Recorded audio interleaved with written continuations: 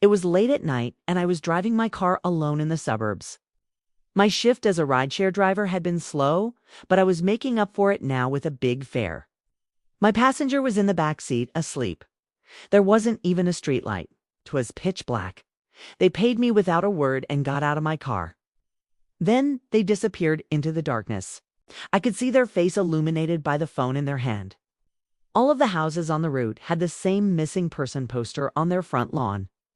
And every single one of them had the same woman in the picture, the same woman who was in the back seat of my car asleep. As I told them about the missing person in the back of my car, I realized something terrible. The cases of the phantom hitchhiker and the untraceable rideshare account disappearing from police records. It was all connected. The same woman who had given me a fake address, the same woman who wasn't in my passenger seat anymore. They kept trying to unlock it, but it just kept saying, "Enter PIN." I slowed down. I waited, but their car didn't show up.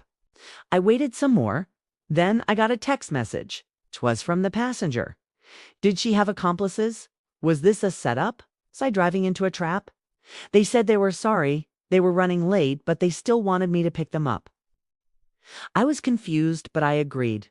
They were going to be at their destination soon, and I had unheard a peep out of them the entire ride. They hadn't said a word, but I knew they weren't drunk.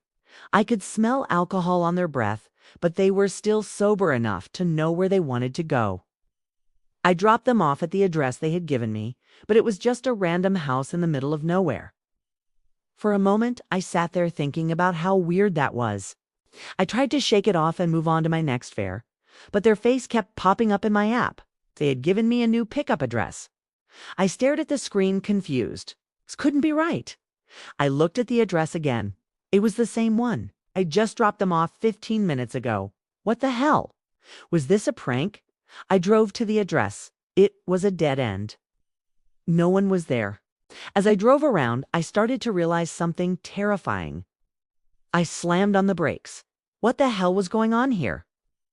Where was she taking me? Who was she? Why did she have so many fake addresses? I pulled over, turned off my engine, and called the cops. Thanks for watching. See you next time.